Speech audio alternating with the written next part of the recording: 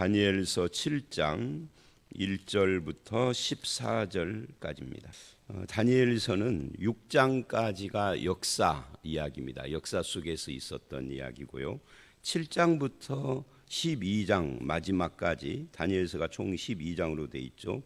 여기는 예언입니다. 미래의 역사를 주로 보여주는 그런 예언이에요. 그래서 역사와 예언 이렇게 다니엘서는 둘로 양분이 되죠. 오늘 본문 1절을 보니까 바벨론 벨사살 왕 원년에 그래요. 그러니까 지금 바벨론은 5장에서 망했잖아요. 5장 끝에서. 그리고 5장 마지막 절부터 6장 1절은 다리오로 가서 이게 이제 메데 사람 다리오, 바사와 메데의 연합군, 이게 나중에 페르시아가 되거든요.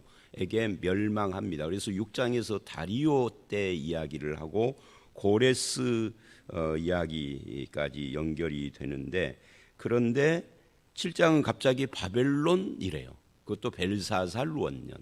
벨사살은 바벨론의 마지막 왕이죠.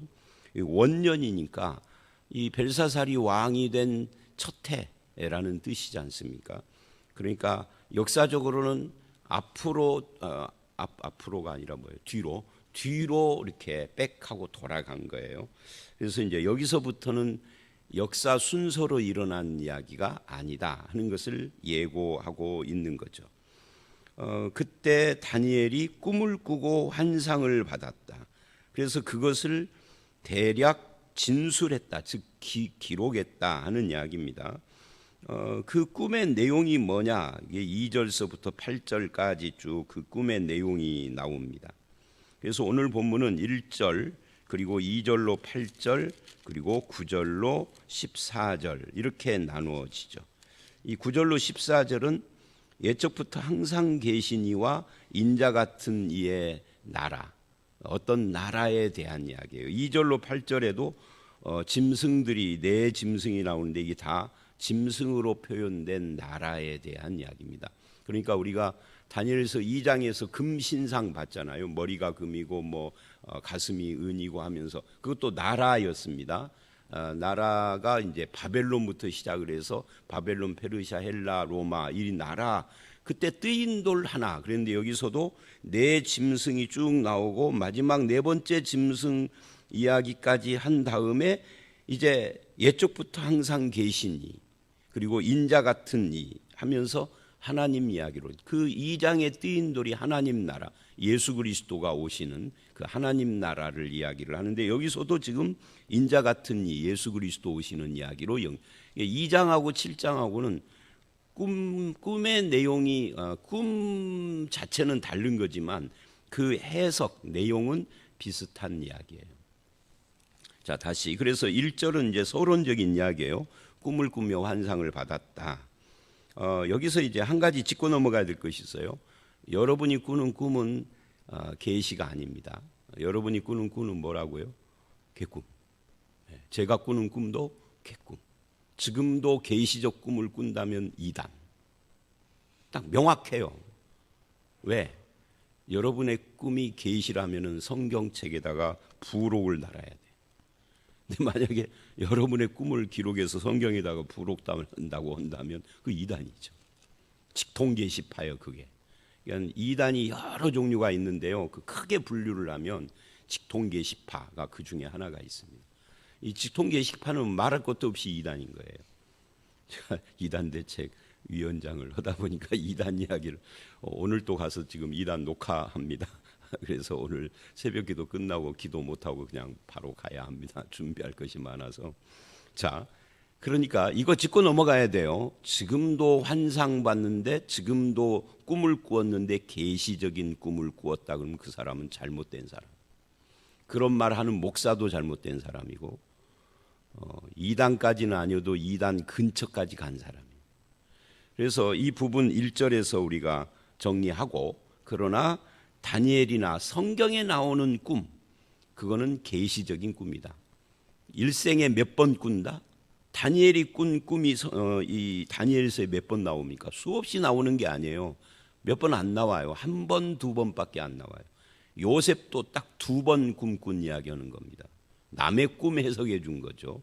맨날 꿈꾸는 사람은 이상한 거예요. 요셉 같은 꿈쟁이도 일생 110년 살면서 계시적 꿈 2번밖에, 그것도 내용이 같은 그랬는데 뭐 맨날 꿈꾼대. 그건 잘못된 거예요. 성경을 제쳐놓고 꿈 이야기 하지 마십시오.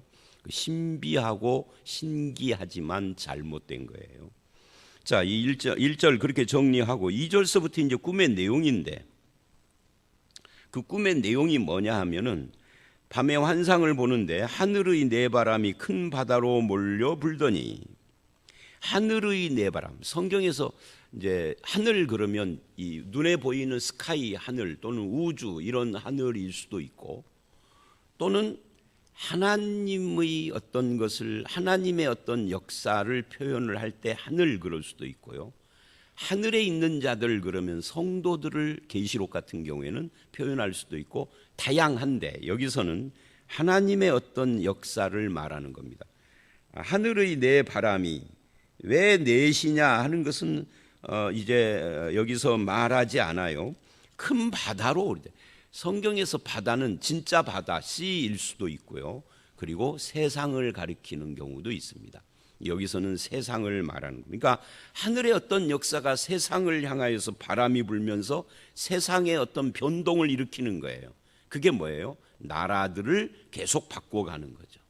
그래서 역사학자들이 하는 말입니다. 대한민국은 굉장히 놀라운 나라다. 왜냐하면 세상에 유례가 없는데, 우리는 신라 1000년, 고려 500년, 조선 500년, 고조선은 몇 년인지도 모르잖아요. 그런데 대부분 다른 나라들은 500년 그렇게 가는 나라가 없었대요. 특히 성경에 나오는 이 무슨 아수르, 바벨론, 헬라, 페르시아, 헬라, 뭐 로마 빼고 이런 나라들은 다 200년, 150년, 기껏해야 250년. 그러니까 대한민국은 좀 이상한 나라다라고 역사학자들이 말한다고 그래요. 물론 찾아보면은 500년, 1000년 간 나라도 있겠죠, 어느 나라가. 근데 참 특이하다는 거죠. 뭐 1, 200년 하고 끝난 나라가 없는 거예요, 우리나라에는. 자, 다시 돌아와서, 그래서 하나님께서 이 큰 바다, 세상을 향하여서 어떤 역사를 하는데, 그 역사가 뭐냐? 큰 짐승 넷이 그 바다에서 올라오게 하는 거다. 그러니까 이 짐승은 세상에 있는 나라들인 거죠. 바다, 세상에 있는 나라들.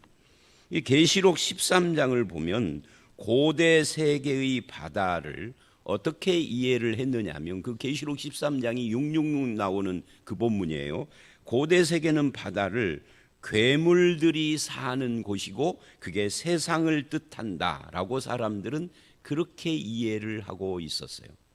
이 괴물들이 산다. 이제 리워야단 뭐 이런 것들 성경에 나오죠. 욥기에도 나오고. 근데 이제 그 괴물이 뭐냐 하는 것은 리워야단이니 뭐 이런 건 다 상상 속의 존재들이기는 한데, 그것이 이제 상징적으로 세상 나라를 이야기를 하는 겁니다. 그래서 이제 큰 바다 세상에서 세상이 바람이 불어서 그것도 하늘의 바람, 하나님께서 역사해서 막 요동을 하는데, 그 바다에서 네 짐승이 올라오는데 첫 번째 짐승은 사자입니다.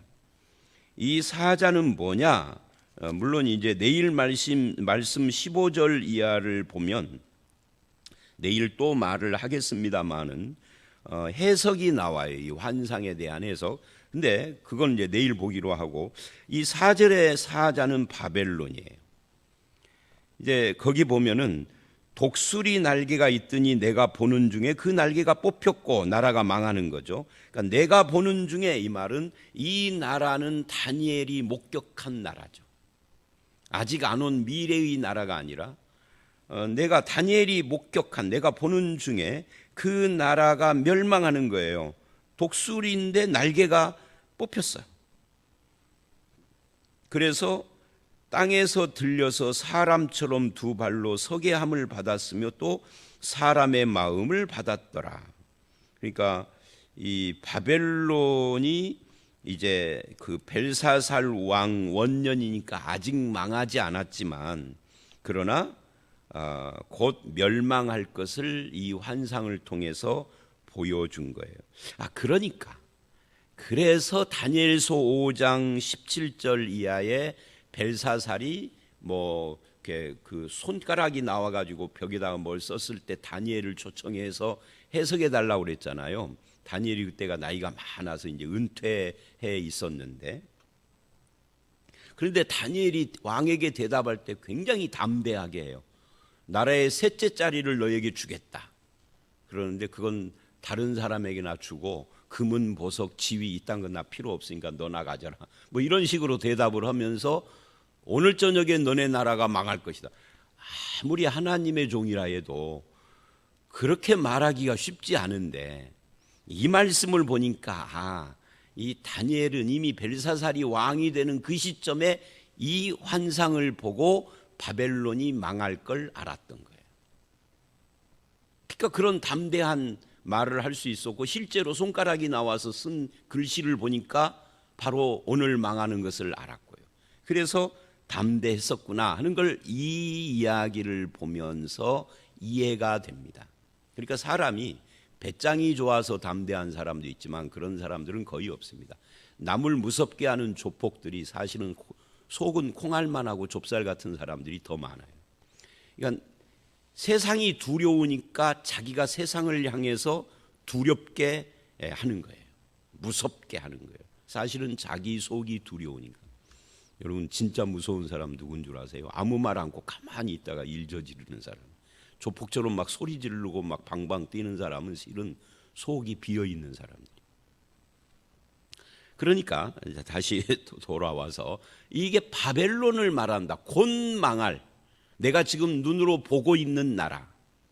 이게 망하면 그 다음 둘째 짐승이 올라오는데 이게 누구냐면 곰 같다 그래요. 몸 한쪽을 들었고 이것은 이제 막 일어서려는 모습을 말하는 거죠. 이제 나라가 막 이제 태동하는 거예요. 일어서려는. 그 입의 잇사이에는 새 갈빗대가 물렸다. 이것이 무엇인가? 이게 잡아먹는 모습이니까 세력을 확장하고 있는 겁니다. 이제 막 일어섰는데 무서운 속도로 세상 나라들을 정복해 가기 시작을 하는 거예요. 이르기를 일어나서 많은 고기를 먹어라 라고 말을 해요. 이 이빨 사이에 갈빗대가 아직 물려 있는데 그것에게 말하는 자들이 일어나서 더 많이 먹어라. 그러니까 입속에 밥이 가득 있는데 한술 더 떠 하는 거하고 비슷한 거예요. 그러니까 막 주변을 정복하는데 욕심이 한도 끝도 없는 거죠. 막 정복해 가는 거죠.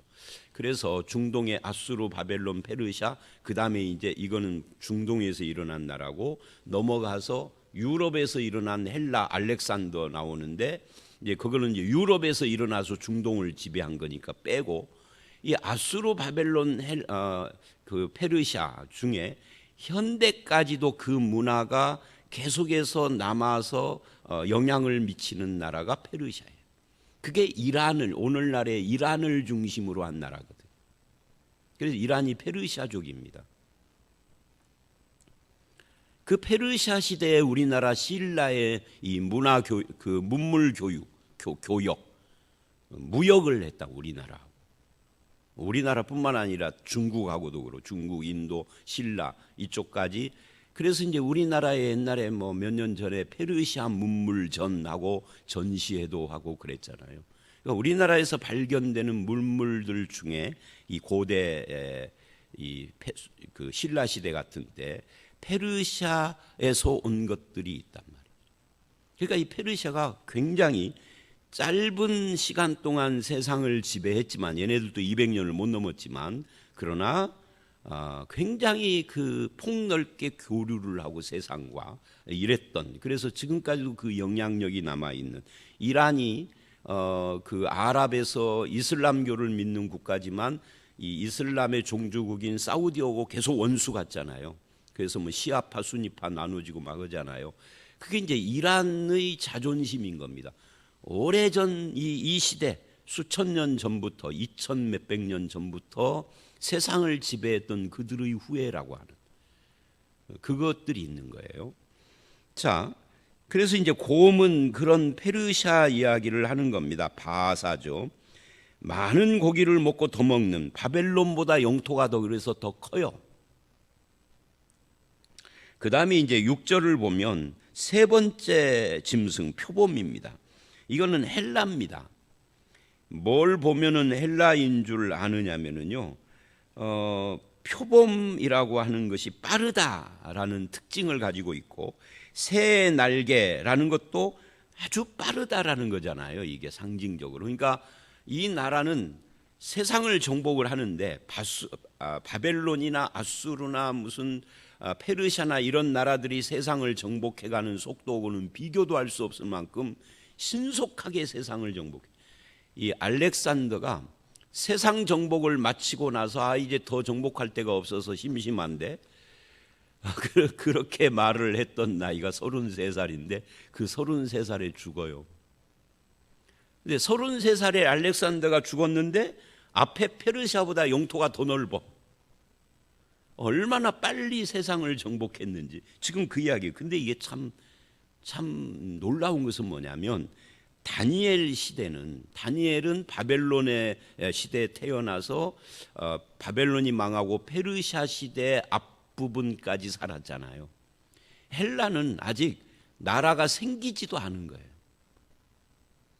바벨론 시대에서 한참 몇백 년 지나야, 한 200년 막 이렇게 지나야 이 헬라 시대가 오는 건데, 그런데 이걸 미리 지금 말을 하고 있는 겁니다. 근데 이 헬라 시대의 그 모습이 똑같이 나와요. 왜냐하면 새 날개 넷을 달할 때 이 넷, 사를 강조하는데 이게 이제 헬라의 상징입니다. 왜 그러느냐면 거기 그 짐승에게 또 머리 넷이, 날개도 넷이고 머리도 넷이고 있으며 권세를 받았더라. 이 머리 넷이 다 권세예요.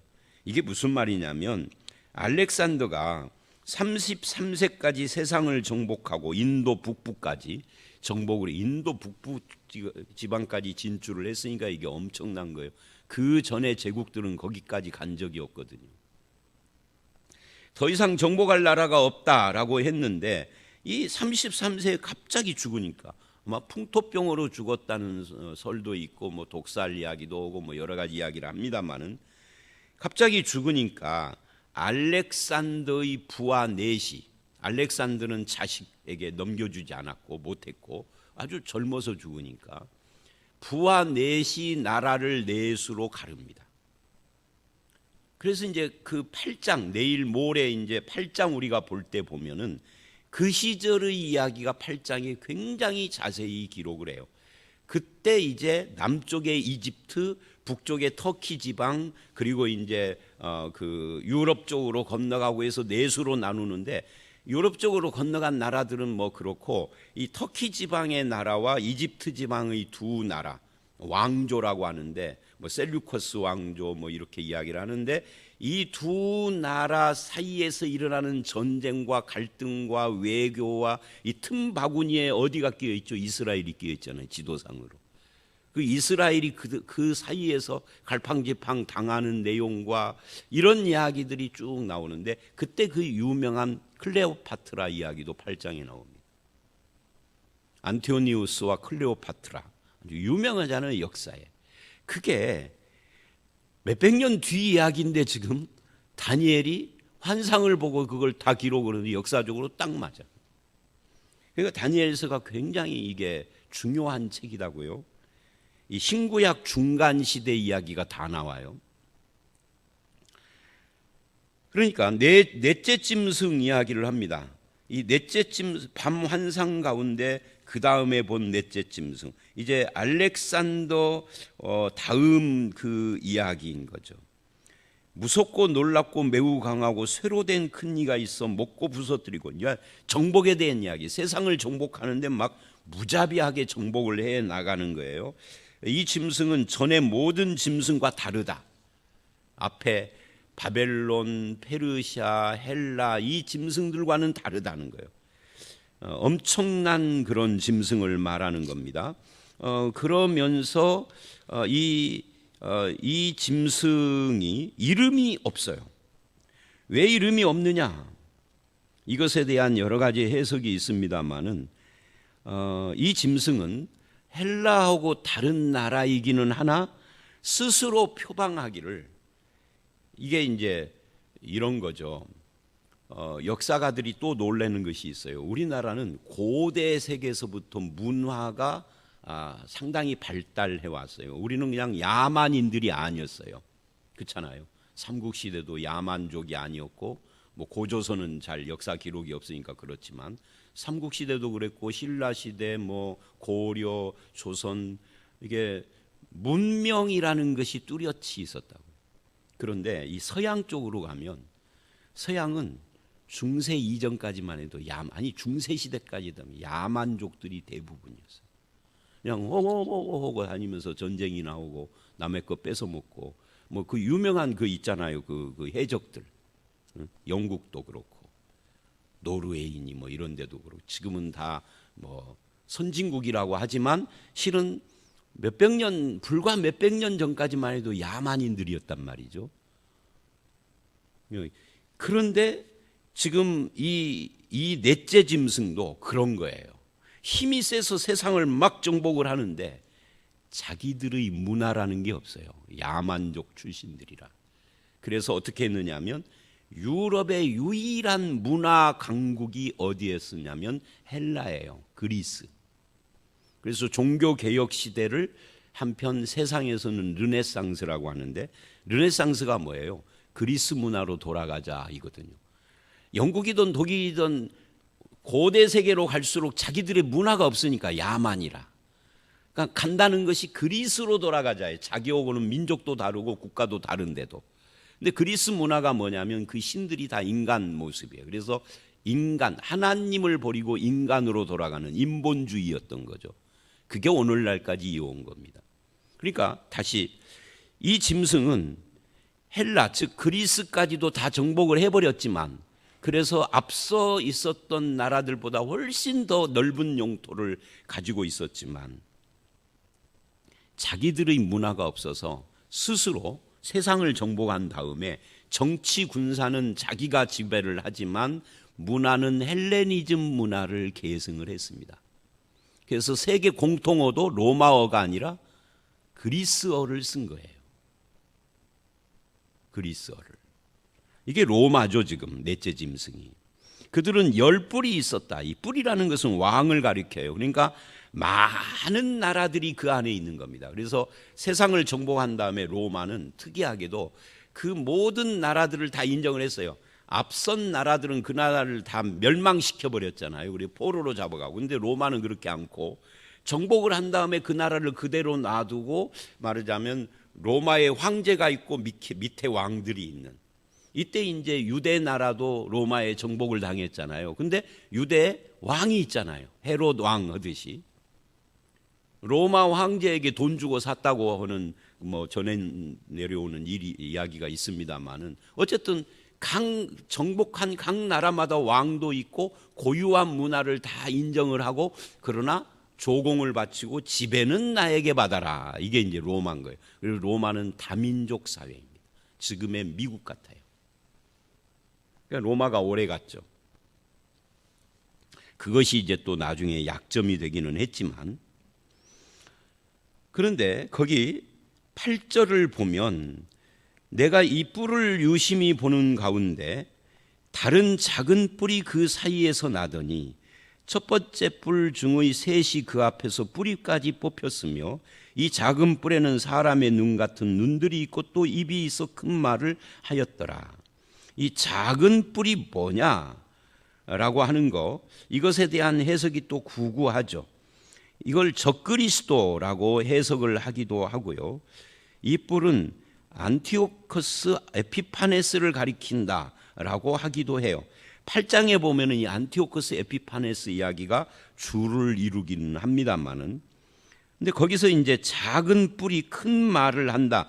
이 큰 말을 한다. 별것도 아닌 작은 뿔인데 큰 말을 한다는 것은 하나님을 대적한다는 이야기입니다. 11절을 보면 작은 뿔이 말하는데 그 말하는 목소리가 큰 목소리예요. 그래서 주목하고 봤더니 짐승이 죽임을 당하고 그 시체가 상함받아 타오르는 불에 던져졌다 라고 말을 합니다. 심판받았다는 거죠. 그래서 이 작은 뿔이 안티오코스냐 뭐냐 하는 것을 떠나서 결국은 하나님을 대적하는 존재를 상징하고 있는 겁니다. 그래서 적그리스도라고 말을 하지 않고 학자들 중에는 적그리스도의 원형이다 이렇게 말을 해요. 적그리스도는 본격적으로 신약에 나오는데 이게 적그리스도의 원형이다. 8장에도 이 적그리스도의 원형이 나오죠. 이 7장의 이 작은 뿔이 8장에도 작은 뿔로 이어져요. 이 8장은 안티오코스 에피파네스가 분명해요. 즉 역사 속에서 이 적그리스도, 하나님을 대적하는 적그리스도는 수없이 복제돼서 나옵니다. 적그리스도는 사라지지 않아요. 시대마다 하나님을 대적하는 존재들이 계속 이어지는 거죠. 예수님 재림할 때까지. 다니엘은 이 작은 뿔에 해당하는 존재를 계속해서 강조를 하는 거예요. 7장, 8장 그리고 나중에 11장에서도. 그러면서 한편 적그리스도가 그렇게 하나님을 대적하지만 최후의 승리는 하나님과 하나님의 백성 성도들이 한다. 이게 다니엘서 예언의 핵심입니다. 그러면서 이제 9장부터 14장은 어떤 이야기냐면 그렇게 하나님을 대적하는 나라들과 그 가운데서 특별히 작은 뿔, 큰 말을 하는 작은 뿔이 다스리는 그 세상 속에서 성도들은 낙심하지 말아야 된다 하는 것이 9절로 14절의 이야기의 핵심입니다. 왜냐하면 아무리 그 짐승들이 계속 바뀌면서 세상을 지배하고 적그리스도 같은 작은 뿔이 큰 말을 하며 하나님을 대적해도 옛적부터 항상 계시니 하나님은 이 짐승들과 달라요. 짐승은 계속 바뀌잖아요. 망하고 새 나라가 나오고 망하고 새 나라가 나오고 지금도 정권이 계속 바뀌잖아요. 뭐 민주당, 공화당, 미국이 그러듯이 우리나라도 민주당, 국힘당 계속 그러잖아요. 그런데 하나님은 영원히 옛적부터 영원히 계시는 분이다. 항상 계시는 분이다. 그래서 9절로 10절이 바로 그 영원히 항상 옛적부터 계신 하나님 이야기를 해요. 왜 이렇게 표현을 하느냐? 세상, 바다로 대변된 세상의 요동치는 것과 하나님은 대비가 된다. 그래서 좌정하셨다 그래요. 9절에 좌정했다, 앉았다, 흔들리지 않는다. 하나님은 이 세상을 통치하는 하나님이다 그 말이에요. 계시록 4, 5장을 보면 거기에도 보좌에 앉으신 이가 나오면서 작은 두루마리 책을 펴는 내용이 나와요. 세상을 통치한다면 겉으로 보기에는 로마가 다스리고 헬라가 다스리는 것 같아도 사실은 하나님이 다스린다. 히브리서도 마찬가지고 에베소서 같은 경우에도 보좌에 앉으신 하나님 옆에 성도들이 함께 앉아 있는 그런 이야기를 하죠. 이 앉아 있다라는 것은 완성이고 흔들리지 않는다는 것이고 성도는 이 바람 부는 바다 같은 세상에서 살아도 영원히 계시고 앉아 계시는 하나님과 함께하기 때문에 흔들리거나 낙심하거나 세상을 기웃거리는 자가 아니다. 그걸 지금 말하는 거예요. 그 하나님은 순결하고 거룩하고 통치자이며 심판자이다 하는 이야기를 10절에서도 또 말을 하고요. 11, 12절 작은 뿔을 심판합니다. 최후의 심판 이전에도 하나님은 세상 나라를 세우기도 하지만 심판하기도 합니다. 사람을 세우기도 하고 심판하시는 분은 하나님입니다. 그런데 우리는 그것을 못 보고 세상의 그 강함만 바라보기 때문에 흔들리고 기웃거리면서 하는 거죠. 그리고 이제 마지막 결론으로 13, 14절에 인자 같은 이가 하늘 구름을 타고 와서 그래요. 인자, 그러니까 인자는 사람의 아들, son of man이에요. 사람의 아들이니까 인간입니다. 근데 하늘구름은 하나님의 영광입니다. 하나님의 임재입니다. 하나님의 임재이니까 신성을 가지고 있는 겁니다. 그러니까 인간인데 신성을 가지고 있는 신성, 인성, 예수님의 두 성품을 말하는 거죠. 예수 그리스도를 지금 말하는 겁니다. 그 예수 그리스도 신인성 양쪽을 다 가지고 있는 그분이 와서 옛적부터 항상 계신 이 앞에 인도됨에 그분이 그에게 권세, 영광, 나라를 주고 이게 이제 하나님 나라죠. 그래서 예수님이 와서 복음서를 보면 복음서에 나오는 유대인들은 예수님을 다윗의 자손이여라고 부르지만 예수님 스스로는 자기를 다윗의 자손이라고 하기보다는 인자라고 합니다. 바로 이 본문에서 나온 거예요. 그게 다니엘서 7장 13절에서. 그리고 예수님이 오셔서 한 첫 마디가 뭐예요? 천국이 왔다예요. 하나님 나라, 이 14절에서 말하는 그 권세 영광 나라를 받고 오셨다는, 천국이 임하는 거예요. 예수님이 오신 것이. 예수님은 그래서 지금도 부활 승천하셔서 하늘 보좌에 앉아서 세상을 다스리는 왕인 거죠. 눈으로 보이는 것은 세상 나라인데 속으로는 하나님 나라가 다스리는 이중 구조를 가지고 있는 것이 재림 때까지의 세상의 모습입니다. 우리는 그 이중 구조 속에 몸은 한국이라는 나라에 속했지만 영혼은 하나님 나라에 속해 있는, 그래서 갈등을 하고 여기서 영적 싸움이 있고 여기서 우리가 세상 나라가 아닌 하나님 나라 백성으로 살아가는 데 있어서 고난도 있고 그것을 이기는 믿음이 우리에게 있어야 하는 거죠. 그게 하나님과 함께하는 믿음입니다. 이제 나머지 해석은 내일 하기로 하고요. 그래서 우리는 흔들리는 세상이 아니라 흔들리지 않고 좌정하신 하나님이 다스리시고 인자 같은 이가 다스리시는 하나님 나라 백성으로 살아야 한다. 다니엘은 이것을 봤기 때문에 벨사살 왕 앞에서도 담대하게 말할 수 있었다. 세상에 아부하는 자가 아니라 세상 위에서 다스리시는 하나님을 보는 저와 여러분들이 되시기를 주의 이름으로 축원합니다. 함께 기도하겠습니다. 하나님, 우리는 계속해서 변하는 세상 나라를 바라보며 기웃거리고 거기에 유혹을 받고 그 두려움 속에서 주눅이 들어 세상에 복종하며 살지만 성경은 그 세상 나라를 바꾸시기도 하고 바람을 불어 흔들기도 하는 하나님이 보좌에 앉으셔서 인자 같으신 이 예수 그리스도를 통하여서 이 세상 나라를 다스리시는 진정한 왕이심을 말씀하십니다. 우리가 예수 그리스도를 나의 주, 나의 하나님이라고 고백을 하는 것은 주님이 세상 나라의 왕이시고 우리의 영적인 통치자이심을 고백하는 것인데, 이제는 예수님을 믿고 세상을 기웃거리거나 또는 두려워 낙심하거나 흔들리는 자가 아니라 하나님 나라 백성으로서 이 자부심을 갖고 믿음으로 사는 우리 모두가 되게 해 주시옵소서. 예수님 이름으로 기도드렸사옵나이다. 아멘.